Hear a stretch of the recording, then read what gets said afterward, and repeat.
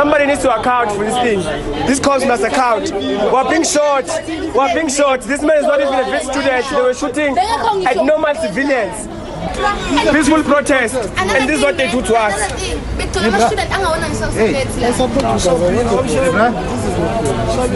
Somebody must account for this thing. They must account for.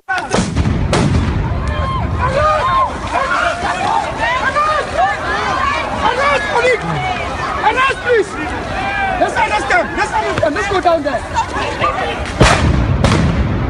Arrest them! Let's arrest them! Arrest! Arrest! Arrest them, please!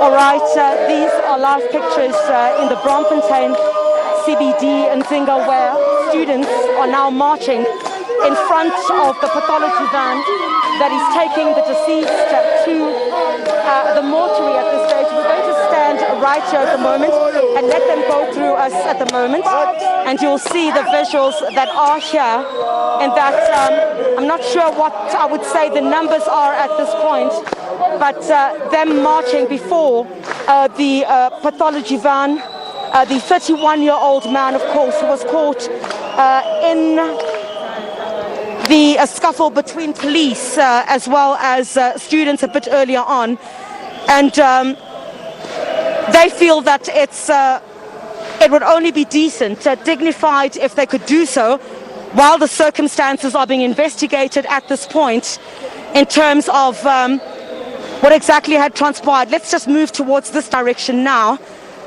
We'll come back, Nzinga, on this particular point. We'll show you right here on the top as we move a bit closer to where you have the Johannesburg City offices, where students have now moved towards. I'll just check.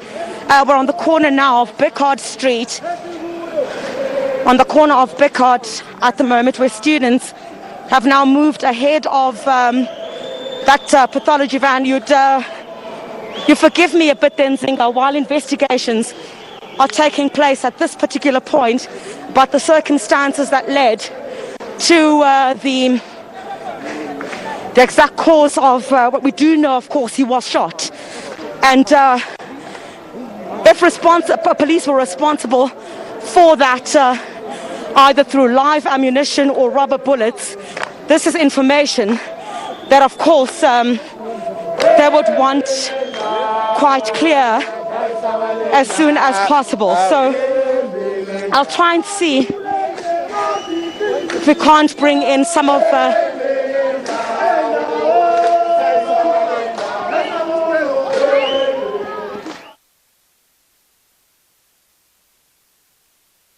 All right, these are the visuals that we had earlier when the students were marching, and of course Chriselda Lewis was covering there. Let's cause life to her now. Chriselda, we've been seeing very disturbing visuals of a man who was down after having been shot, and the students said they didn't even know him. He was not part of the protest, and of course take it from there.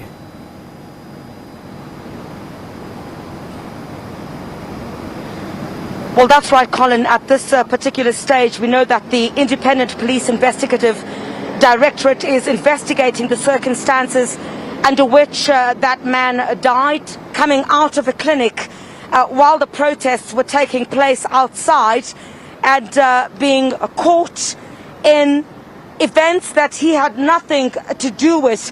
Those visuals that you've just seen on your screen, CCTV footage that the SABC now has is in its possession, which clearly indicates, as you can see, the man is sitting next to one of the vehicles while there is, of course, that scuffle between the police and the students, and one of the police officers walks by, and whether deliberate or not, one certainly cannot tell at this stage, that firearm goes off, hitting the deceased here on the chest, And then, as you can see in that CCTV footage, he then stands up from that position where he is, carrying his medication in one of his hands, and he tries to stand up, and just a few meters away, well, that's where he collapses, and that's where we believe he had died.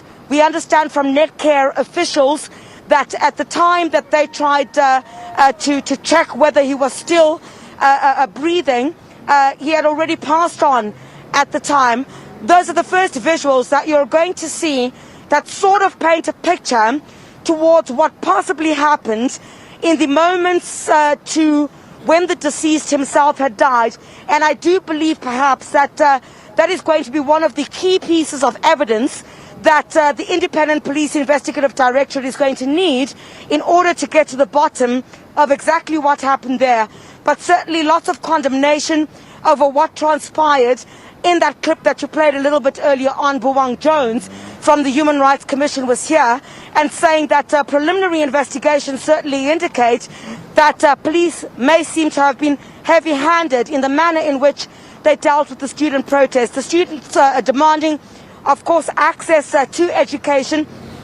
This area here behind me, from those visuals that you played earlier, where police had basically fired rubber bullets as well as tear gas, and it dispersed students from here just in front of one of the entrances of Wits University. All of that has now been cleared.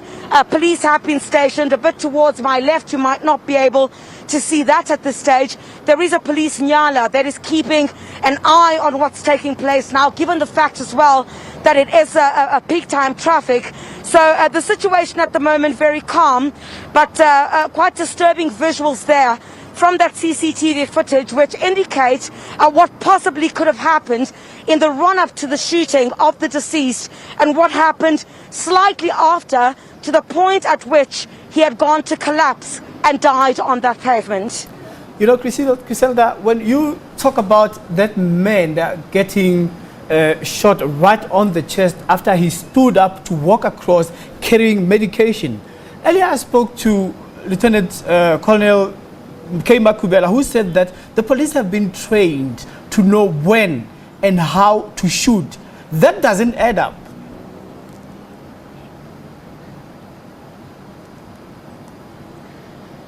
Well, Colin, while certainly these investigations will get underway, they would need to comb through this evidence, comb through the CCTV footage and speak to quite a number of the witnesses who were on the scene or at the scene at the time that the incident itself had taken place.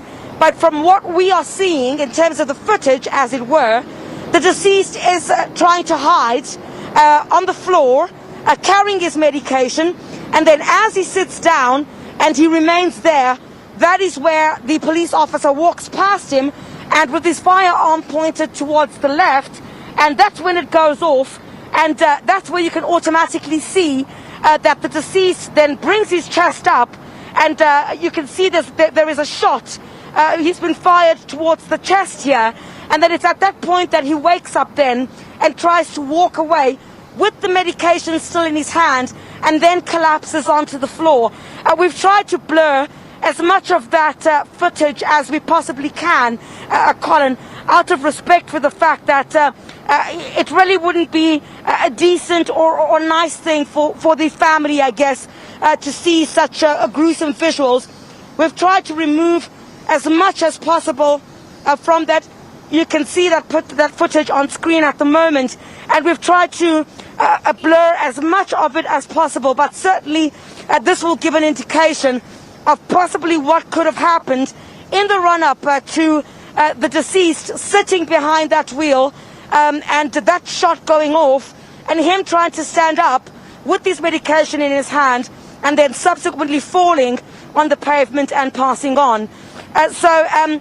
At this particular stage, there has been condemnation for the manner in which police have handled these protests, but I guess an investigation into exactly what happened is I guess what the authorities will be conducting and will give an official report on. All right, Chriselda, I see situation returning back to normality behind you, but earlier the situation was bellicose. So just paint us very briefly the picture of what's happening at the moment, especially the last time since we spoke to you.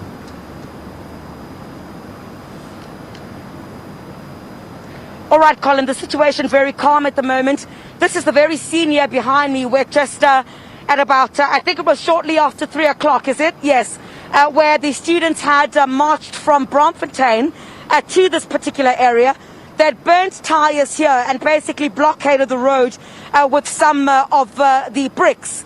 And a few moments later, police had arrived, quite a number of them carrying their guns, and that's when they opened fire, dispatching rubber bullets and trying to remove the crowd that was here a bit earlier on. So real scenes of absolute chaos at this very point a bit earlier on. Several arrests have been made.